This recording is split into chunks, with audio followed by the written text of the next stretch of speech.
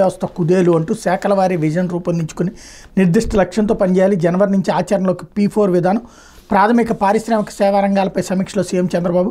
గత ప్రభుత్వ విధ్వంసకర విధానాలతో అన్ని రంగాలు తిరోగమనంలోకి వెళ్ళాయని, ఆర్థిక వ్యవస్థ కుదేలైందని ముఖ్యమంత్రి చంద్రబాబు ధ్వజమెత్తారు. ప్రస్తుతం ప్రతి శాఖలో కొత్త విధానాలు తెస్తున్నామని, వాటి సమర్థామలతో ఆర్థిక పురోభివృద్ధి సాధించాలని ఆదేశించారు. 15% వృద్ధి రేటు సాధించే లక్ష్యంతో ప్రభుత్వం పనిచేయాలని సూచించారు. ప్రాథమిక పారిశ్రామిక సేవల రంగాల్లో వృద్ధిపై గురువారం ఆయన సచివాలయంలో సమీక్షించారు.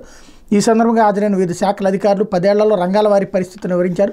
ప్రభుత్వం అంటే సంక్షేమ పథకాలు ఇవ్వడమే కాదని, ఆయా రంగాలను బలోపేతం చేసి ప్రజల ఆదాయాలు పెంచడమే ముఖ్యమంత్రి చంద్రబాబు వాళ్ళకి స్పష్టం చేశారు. కొన్ని శాఖలు బాగా వెనుకబడి ఉన్నాయని, మరింత చురుగ్గా పనిచేయాలని చెప్పారు.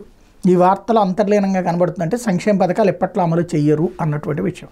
సూపర్ 6 అన్నటువంటి పాయింట్ని పక్కన పెట్టండి, ముందు డబ్బులు మిగిల్చేటటువంటి పని చేయండి అని పరోక్షంగా చెప్పినట్టు అర్థమవుతుంది. వాళ్ళంతటా వాళ్ళే సంపాదించుకోవడం అనేటటువంటి కాన్సెప్ట్. ఇంకోటి